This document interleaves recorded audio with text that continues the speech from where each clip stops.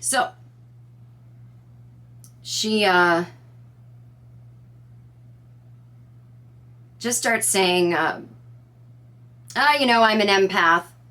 And so she's like, oh, today is tough. Today is tough. She goes, and you know what? I shouldn't have scheduled. She goes, I only work on Tuesdays, and I jam pack all the appointments in on Tuesdays because I'm an empath. And I was like, oh, you mean do you do that as another business? Like, I don't know what, because I'm an empath means I have to jam on, all my appointments. No, she goes, no, I need a lot of breaks from people because I'm an empath. So whatever's going on with someone, I absorb what's going on. If someone's mother has died, I absorb their grief. If somebody's going through something, they don't even need to tell me. I feel it, so I absorb everything. So this is why she doesn't ask about anyone, because, now she's dipped over into she psychically feels your pain. So she has to do 12 clients a day and then take the rest of the week off to recover. And I'm thinking to myself, no, maybe I don't know shit about this empath thing, but wouldn't it be better to do a few clients a day, space out the appointments so that you can rest and recover in between each one? And I was like, I immediately just started to get a bad feeling. And she did such an amazing job, and I made my next appointment already. And then I left and I did I'm going to go back to the empath thing, but I did some thinking. And I thought, well, I can't cancel my appointment because she's the greatest person who ever lived. And I love her energy. And I went, Jen, what? And I went, wait, what?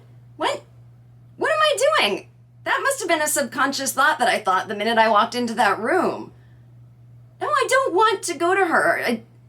It's not going to get any better. Like, there's another place that does the same thing in my neighborhood, and they're really good. I've seen their work, and they were just booked. That's why I didn't go to them that day. And so I canceled my appointment with her and made an appointment with them for the next time I do it. And yeah, I was just sitting there thinking, going,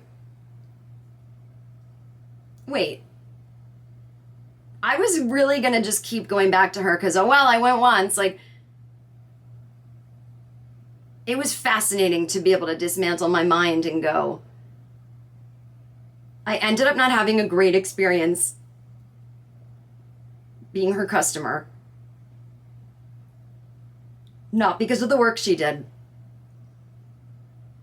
but all the other things. And I went, yeah, I'm allowed to decide that doesn't work for me. So we're sitting there and she's like, I'm an empath. So I didn't really understand why she had to put all the appointments in one day. And then I started to get that feeling of, well, if she's not asking me anything about myself and she's just talking about herself and she's the only one that knows how to do this and people are so overwhelming and nobody has any boundaries, I'm thinking, well, first of all, I've met empaths before and they're overwhelming people. And the people in my life that have claimed they are empaths have what I've felt like is projected onto me that I feel the same way they do about things. I had a friend who I'm not close with anymore who said she was an empath. Hang on one sec. Just plugging in the thing. And she was into guys that were drug addicts. Like, she loves to save a drug addict. And I hate that. That's not my thing.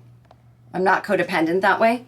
And she just kept projecting onto me that I was like, oh, you'd like him because, he's got a drug problem. Like, no, literally the opposite. I've never dated someone in an active drug problem. Like, it was just so annoying. Like, who are you talking to? You just like, is everyone just a reflection of you?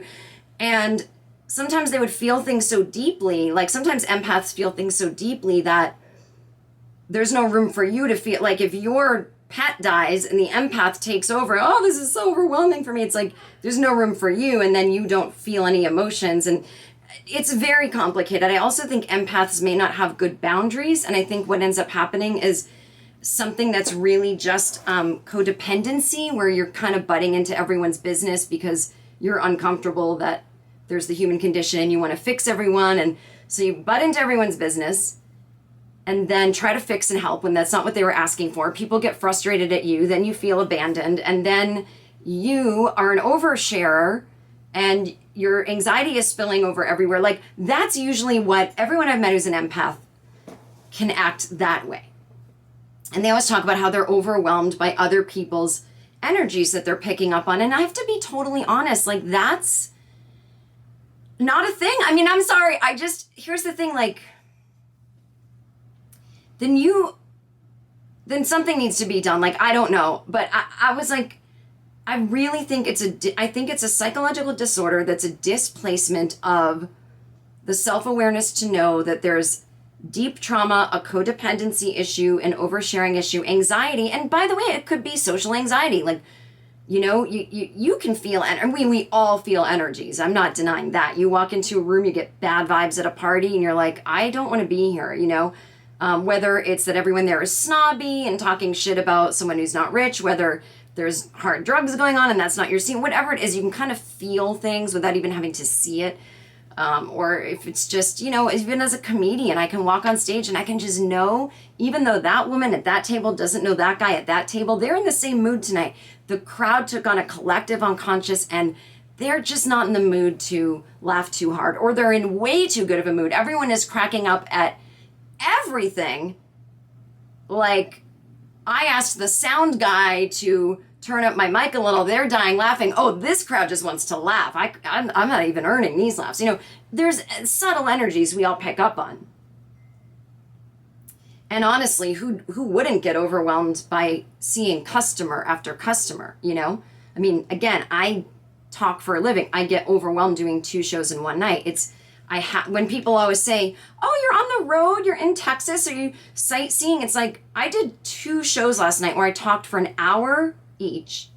Before the show, I was backstage talking to the opening acts and the club owner. After each show, I did an hour meet and greet. I didn't shut down. I was on for 6 hours. And then I couldn't fall asleep until 2, because that takes a long time for that energy to dissipate. And I slept until about 10 a.m. and then couldn't even get out of bed until noon. Like, that's what it's like to be on the road. It's like, you give it your all, you just leave your body and you are on, and then you collapse and go to sleep, and you wake up at noon, and, you know, by 5 p.m. you got to start thinking about eating dinner, getting ready to get to the club and do it all over again. I'm not sightseeing in those 5 hours that I have awake. You know, I'm going to try to just power down, you know? So I get all that, but